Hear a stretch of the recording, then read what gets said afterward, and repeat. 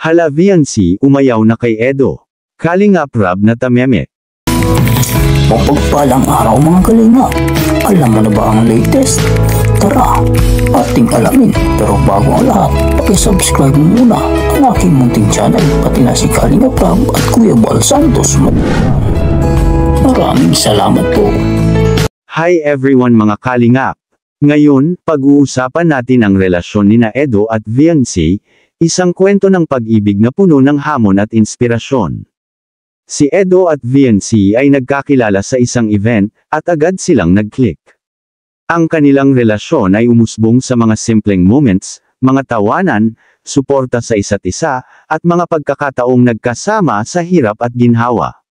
Ngunit, hindi ito naging madali.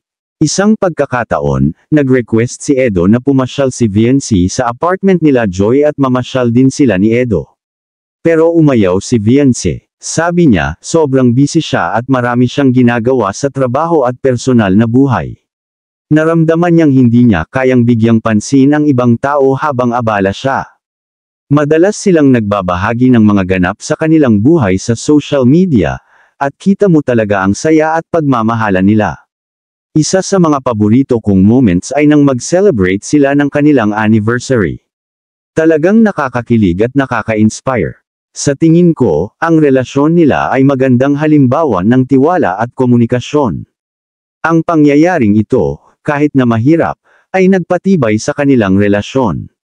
Nakakabilib kung paano nila na-handle ang mga pagsubok. Ang mga leksyon na ito ay mahalaga para sa lahat ng nagmamahalan. Conclusion, sa kabuuan, ang kwento nina Edo at Viancy ay nagtuturo sa atin na sa kabila ng lahat ng pagsubok, kung may pagmamahal at determinasyon, kayang-kaya ang lahat. Kung nagustuhan niyo ang video na ito, huwag kalimutang mag-subscribe at i-share. Salamat sa panunood. Anong masasabi mo tungkol dito mga kalingap? I-comment mo lang sa baba ang gusto mong sabihin at ating babasahin isa-isa. Maraming salamat po. To God be the glory.